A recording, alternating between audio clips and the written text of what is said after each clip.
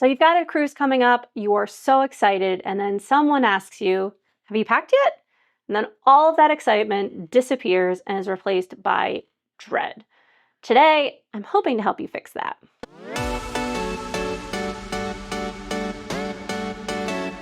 Hi, welcome back. I'm AJ with Bite Size Cruises, where we talk about travel and cruising in a way that makes sense for neurodivergent solo travelers. Today, we're talking about packing, specifically how to pack when your brain doesn't love tasks that involve sequencing, planning, memory recall, all of the things where if you have executive dysfunction issues might be a little dysfunctional.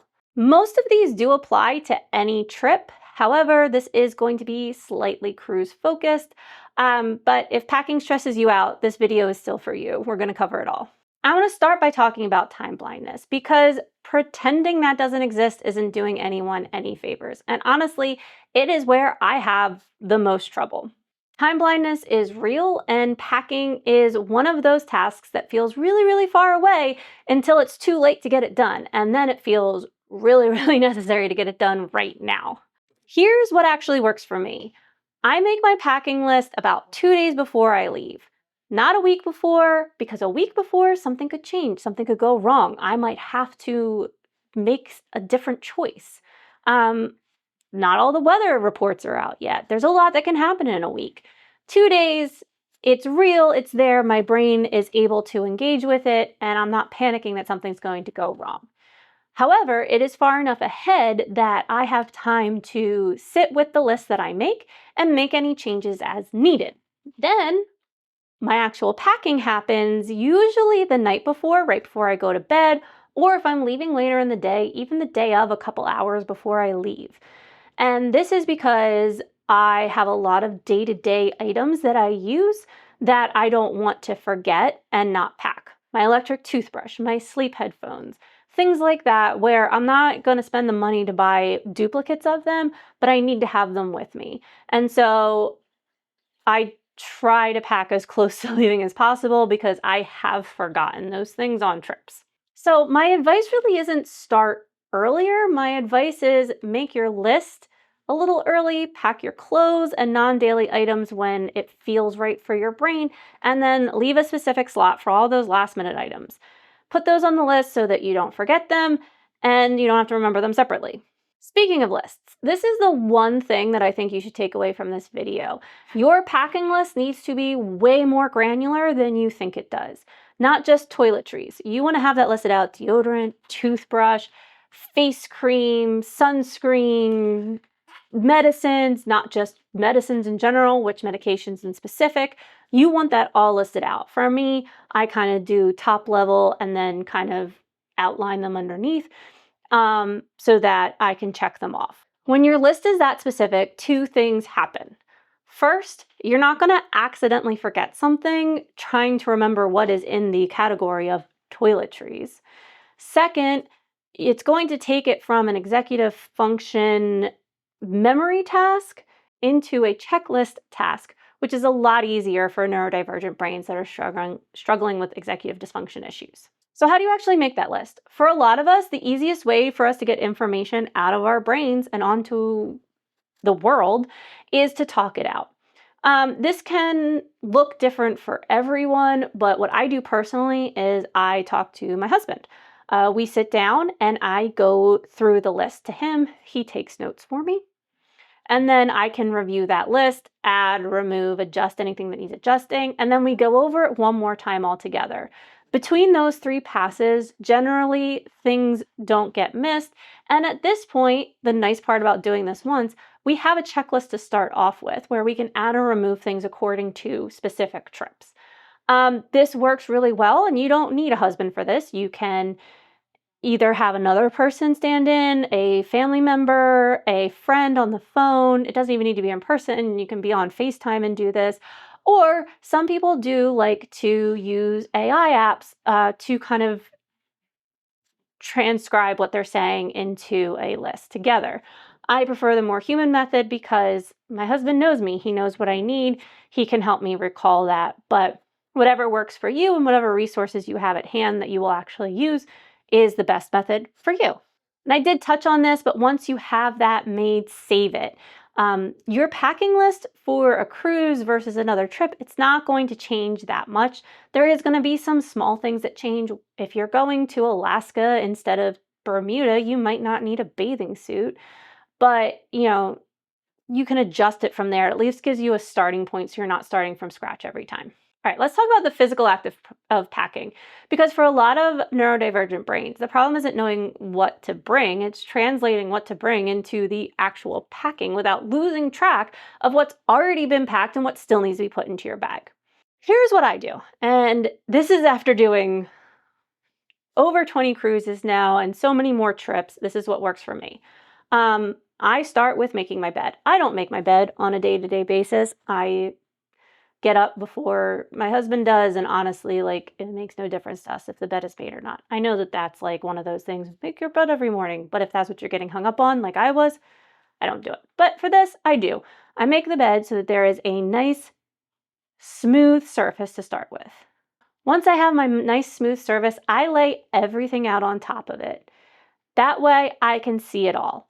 Every shoe, every accessory, every electronic that I need, all of it is laid out in the bed in a way that I can see it, every toiletry. And then that way, nothing is hidden. There's no, I think I packed that, I look it over, I make sure everything's there, and then it's glaringly obvious, hey, I don't have sunscreen. Hey, I don't have my UV sleeves. Oh no, I only have 3 pairs of underwear for a 7-day trip. That is not fun when that happens. It's visible, it's organized in a way that makes it make sense to you. You can group things however you want. You can do it by category, by day, by bag destination, but the key is that nothing goes in a bag until it's all laid out on the bed and you see the whole picture. From there, you start packing. If you're not using packing cubes, I genuinely want to encourage you to use packing cubes. I particularly like the compression cubes. They allow you to squeeze some of the air out so you can fit more into your bag, and they keep everything separated in whatever category you choose. It makes packing and unpacking for your trip a whole lot easier. When I get to my cruise room, I literally just unzip the bags, flip the top over, and put them on a shelf or in the drawer, and I'm done unpacking. Well, I have to hang up some stuff, but for the most part. And here's how I organize mine. Because I think understanding someone's system can actually be a little better than just organize it. So I first separate it by bag. Everything that is going in my backpack goes on one side of the bed. Everything that's going in my suitcase goes on the other. Most of what I'm putting into cubes is going to be going in my suitcase. I usually use 4 cubes, 1 for pants, 1 for shirts, 1 for underwear, and 1 for socks. My swimsuit normally goes in my underwear bag. My pajamas and my sleep sack usually go in my pants bag. And then, socks and shirts are what they are. My dress shirts are going in my shirt bag. If it is a longer cruise and I need a little more room, sometimes I have a 5th miscellaneous bag where the dress shirts, the bathing suit, and the sleep sack and pajamas get pulled out of there.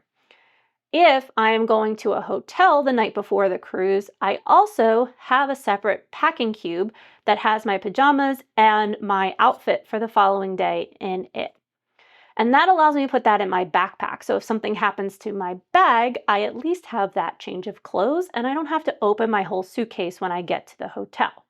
I also put in my backpack my sleep headphones, I bring a bonnet because this blue gets everywhere, and my toothbrush. Anything with lithium-ion batteries need to go in your bag, in your carry-on personal item bag if you're flying anyway.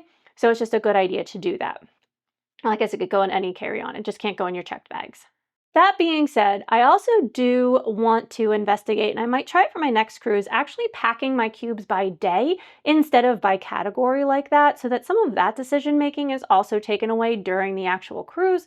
There were a lot of tips that I saw in, just making sure I wasn't missing any helpful gems out there for this. That doing that can actually help alleviate some of the decision making that happens on vacations and can kind of make you feel better about it because your outfit's already put together. Like I said, I haven't tried packing by day yet, but if you have, I would love to hear about it in the comments, your experience with it, if you liked it better. When I was younger, my mom used to pack that way for me for camp, and it was a little helpful, but I always ended up switching some days around just because, like weather one day was better for one outfit or for another. But anyway, I would love to know your thoughts on that. I do want to touch briefly on capsule packing because it's something that I've been learning about, and I think that the core idea is really neurodivergent friendly, even if you don't go with a full capsule wardrobe. The concept is basically that you have a small intentional set of clothes where you can mix and match items so you don't have to bring as much with you. Fewer pieces, more combinations, less to keep track of. I haven't fully implemented this yet, but there are elements of it that I just did it instinctively as I've been trying to pack lighter and lighter to get down to that small carry-on size. So one of the things that I did is I usually pack a pair of linen pants. They are thinner than slacks or jeans, so they take up less space, but they still look nice for doing specialty dining on the ship. And then I'll pack 2 button-up shirts that can go with it, and that's usually will cover my specialty dining needs. From there, I usually only have 2 pairs of shoes, a pair of sandals, and a pair of sneakers with me, and depending on the outfit, I will wear one of those. And that really cuts down on the amount of space that it takes up. The sandals go in my bag, and I wear my sneakers for walking. And so there's a lot less space being taken up by shoes in my bag. The reason that I love this for ADHD travelers specifically is that fewer items mean fewer things to keep track of and fewer things to get lost. Every extra bag is something to keep an eye on, to make sure you have with you. Just one more thing that your working memory has to keep in mind. So if you can do the trip in one carry-on size bag, one personal item, that is a huge win. Speaking of things getting lost, this is a perfect moment to talk about trackers. I swear by them. I put an AirTag in every bag that I have with me, sometimes 2. I think I have 10 AirTags around my house items at this point for different things. And it has saved my butt on more than one occasion. The big one, if you have been watching my channel or John's for a while, you'll probably remember this story. I was going with John to a cruise out of New York. We get off the train, NJ Transit up from Hamilton to New York City, get off the train, we get out onto the street, and I realize I forgot my purse on the train. Now it's New York City, and those trains, like, that is the end of the line for that train. But by the time I got back down to the platform, it had already left. And I was panicked. And then I remembered that I had an AirTag in my purse. I open up my phone, I put it in lost mode, which just turns it on so that you can add a message to it and it will ping nearby iPhones. And that message, said, for me, it's if found, call this number type thing. And I was able to track it, and that pinged one of the conductors who set it aside, and I was able to get my bag back. In that bag was my passport, my wallet. I literally had no form of payment on me. I had my phone, which I guess had tap to pay, but this was before I really trusted tap to pay, so I didn't consider that a real legit form of payment. But everything was in this bag. My camera was in the bag, everything. And the loss of that bag would have been astronomical. But because that tag was in there, a conductor was able to find it easily and set it aside. I was a couple hours later getting on the ship than everybody else, but I was able to make the ship. I got my stuff back, and I do attribute that to the trackers. I'm not being dramatic. I think that AirTag changed the course of that trip by being there. So my strong recommendation is put a tracker in every bag that you travel with. Your checked bag, your carry-on, your purse. I even have one in my son's stuffed animal that has a zipper pocket in there so that we don't lose his favorite stuffed animal. If you are not on the Apple ecosystem, or if you just don't like the AirTags, there are other options. There is Tile and there are Samsung tags. They all work on the same premise. Different ones have different price points, and Tile has a subscription fee for some of the features. So same concept though, just different networks, but look into what works for you. Beyond finding lost items, it's also peace of mind when you are panicked standing on a corner with bags all around you and you're like, where did I put that? Do I have that thing with me? If there's a tracker in it, you can open your phone and see that it's with you, or if it's moving away. Also, when you're at the airport, it's actually helped me find the baggage claim before. Because between getting off the plane and walking down, I forgot which baggage claim number I was supposed to be at, and the tracker took me to my bag. So all of that to say, there are multiple uses for them, and it can really cut down a lot on that panicky feeling. Shore excursion days also have their own packing rhythm that I want to touch on. It's easy to forget things on the ship. So just real quick, some things that you can do to kind of help that out. I have a shore excursion bag where I have everything that I might need for a shore excursion. I have my UV sleeves, my sunscreens in there. I usually hang my hat up with it. I have a sun hat that packs flat. It's the mushroom hat. I'm sure you've seen it if you've looked through any of the thumbnails or videos on here from vlog days. And when I get back to the cabin, I might swap out the UV sleeves for another pair, but otherwise it doesn't really get unpacked. It's also like a water bottle in there. And then I always wear my shoes, but that is its own little system that often gets packed before, like it goes into my bag, into my suitcase, packed that way if there's room, or I put it together as soon as I get on part of my unpacking in the cabin. One last thing, and I say this as someone who has definitely had to go into the port and paid way too much to buy something. If you forget a non-medication item, it is not the end of the world. Almost all of your necessities can be bought on the ship or in port. Yeah, you are going to pay more, and that is really annoying. And if you're trying to keep the cost lower, it can kind of feel very defeated. I know that feeling, it sucks. I've done it so many times. However, you need to give yourself some grace. There's a lot of moving parts that come with packing, and when you have executive dysfunction, essentially, it can be so frustrating because you try so hard, you try to be organized, and you get there and that thing is still missing, and you need to be kind to yourself. You also need to make sure that you're not focusing so hard on the little things that you forget the big things, because there are things that you're not going to be able to replace. Your specific medications, if you have prescription meds, chances are you're not going to be able to get those. Your adaptive devices that are tailored to you, you're not going to be able to get those. So really focus on those things that you are non-negotiable. For me, it's honestly the camera I'm recording on right now. That is the piece that I focus the most on, because that is most of what I'm going on the trip for, is to do recordings, to make videos. So focus on those things. And if you forget something else little, give yourself grace, give yourself permission to go ahead and buy it so that you still have a good trip.